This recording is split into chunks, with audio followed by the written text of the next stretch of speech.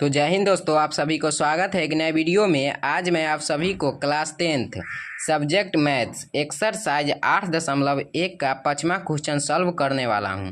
इससे पहले पहला, दूसरा, तीसरा, चौथा सॉल्व कर चुका हूं। अब 5वां क्वेश्चन को हल करने वाला हूं। चलिए 5वां क्वेश्चन कह क्या रहा है इसको बारीकी से पढ़ लेते हैं और बनाने का प्रयास करेंगे अपने आसान भाषा में। त्रिकोणमिति है ना, जो सबसे आसान है और सबसे ज़्यादा पूछा जाता है, 40 नंबर का पूछा जाता है, समझ गए ना। चलिए तो अच्छा से पढ़िए।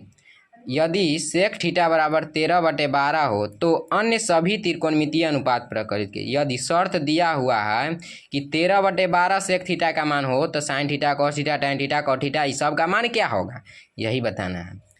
चलिए तो लिखेंगे हम क्या, हल। क्या लिखेंगे? हल। चलिए हल लिखते हैं। हल लिखने के बाद लिखेंगे दिया है। क्या लिखेंगे? दिया है। दिया है। क्या लिखेंगे बउआ जी? दिया है सेक थीटा बराबर 13/12। क्या? सेक थीटा बराबर 13/12। तो सेक थीटा का फार्मूला क्या होता है? कर्ण बटे आधार। क्या होता है? कर्ण बटे आधार। सब में वही बात है। हाँ, सब में वही बात है। तो आधार ई हो गया और कर्ण ई हो गया। ठीक है, तो ठीक है, कर्ण ई हो गया, आधार हो गया। तो लिखिए, चूंकि कर्ण बराबर 13 और आधार बराबर 12। क्या लिखिएगा? आधार बराबर 12 लिखिए, जोरे जोरे। आधार बराबर 12। तो लंब ज्ञात करना है, लंब बराबर वाट।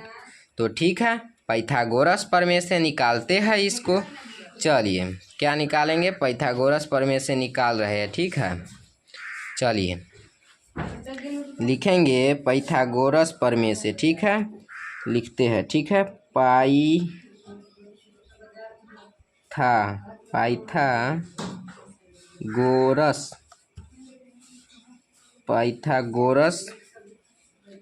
ठीक है, पाइथागोरस प्रमेय से। ठीक है, पाइथागोरस प्रमेय से। ठीक है, पाइथागोरस प्रमेय से फार्मूला होता है क्या? पाइथागोरस प्रमेय का क्या होगा? लंब बराबर फार्मूला होगा। क्या होगा?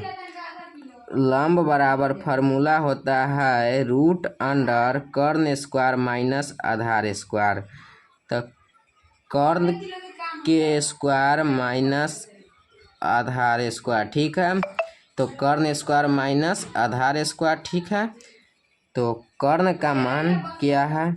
कर्ण का मान 13 है। तो 13 का स्क्वायर माइनस आधार का मान 12 दिया हुआ है। तो 12 का स्क्वायर 169 माइनस इसका स्क्वायर कीजिएगा, और 12 के 144। तो घटाइए बउआ जी, कितना बचेगा? 25 बचेगा। घटाइएगा तो 25 का वर्गमूल निकलेगा तो 5 बचेगा। ठीक है, तो लंब बराबर 5 हो गया। चलिए लंब निकल गया। चलिए तो अब हमको क्या ज्ञात करना? अन्य सभी त्रिकोणमितीय मान। तो सभी कौन कौन मान होता है पता है ना आपको? कौन किन होता है? चलिए पहला में साइन थीटा बराबर फार्मूला होता है लंब बटा कर्ण। लंब बटा कर्ण। ठीक है, चलिए तो लंब बटा कर्ण, लंब कितना है? 5 और कर्ण है आपका 13। और इसी के उल्टा होता है कौसेक थीटा। क्या होता है? कौसेक थीटा कर्ण बटे लंब। क्या होता है? कौसेक थीटा बराबर कर्ण बटा लंब। इसका उल्टा होता है तो 13/5 हो जाएगा। क्या हो जाएगा? 13/5। ठीक है, 13/5 एकदम इजी है। चलिए तीसरा निकालेंगे, सभी त्रिकोणमितीय मान निकालना है। तो चलिए tan थीटा बराबर फार्मूला होता है लंब बटे आधार। कुछ भी नहीं है, एकदम इजी है। ये त्रिकोणमिति 3 कोण में बना देंगे, इतना बनाएंगे कि। चलिए लंब बटे आधार, तो लंब कितना है? लंब आपका दिया हुआ है 5 और आधार दिया है 12। देख सकते हैं, पीछे आप पढ़े हैं ना, जोरे जोरे उतार रहे हैं, उतारिएगा जोरे जोरे। हाँ कह दिए। ठीक है।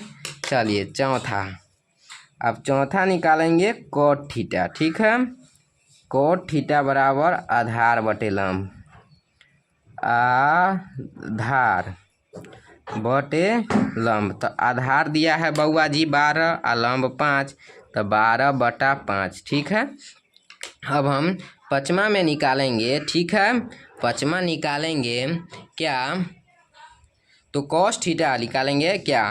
कॉस थीटा बराबर फार्मूला होता है आधार बटे कर्ण। क्या होता है, आधार। आप लोग कॉपी कलम निकाल के हमको जोरे जोरे लिखिएगा ना, तो कुछ समझ में नहीं आएगा।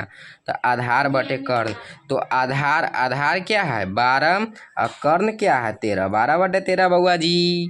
ठीक है, तो चलिए छठा लास्ट वाला सवाल है, लास्ट निकालना है सेक थीटा। सेक थीटा बराबर फार्मूला होता है कर्ण बटे आधार।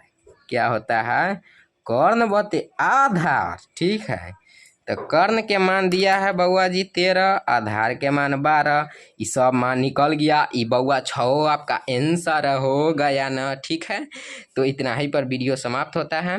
मिलते हैं नेक्स्ट वीडियो में। कैमा सवाल था पता है ना, 5वां सवाल था। चलिए, इसे पिछला वाला सब सवाल डाल चुके हैं। ठीक है, आप लोग जाइएगा, देखने का मन होगा तो देखिएगा, ना तो ना देखिएगा। ठीक है, आपको ही फायदा होगा।